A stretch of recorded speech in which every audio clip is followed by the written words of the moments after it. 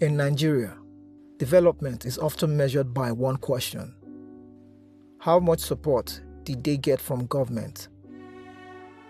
But what happens when cities begin to compete and grow without waiting for handouts?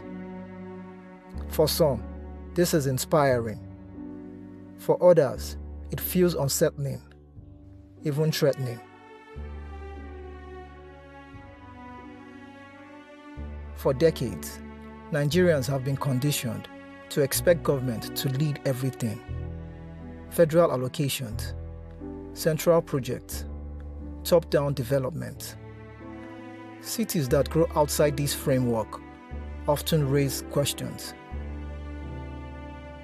In many Igbo cities, growth follows a different logic. Private capital fills the gaps.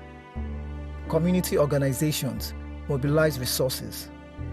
Diasporal investment returns home.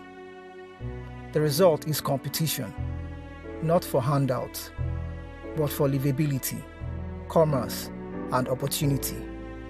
When a system walks outside the norm, it challenges assumptions. It questions dependency. It exposes inefficiencies.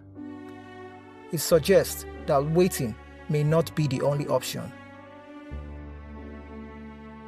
For those invested in centralized control, this independence can feel disruptive. Competition does not automatically mean hostility, but in a polarized environment, self-sufficiency is sometimes misread as defiance.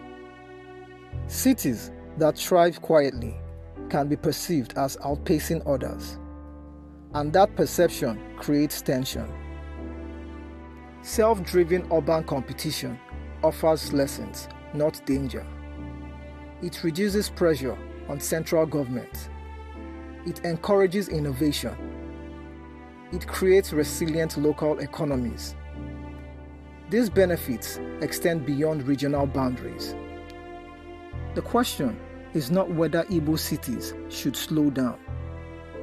The question is whether Nigeria should learn from models that work. Progress is not a threat. It is an invitation.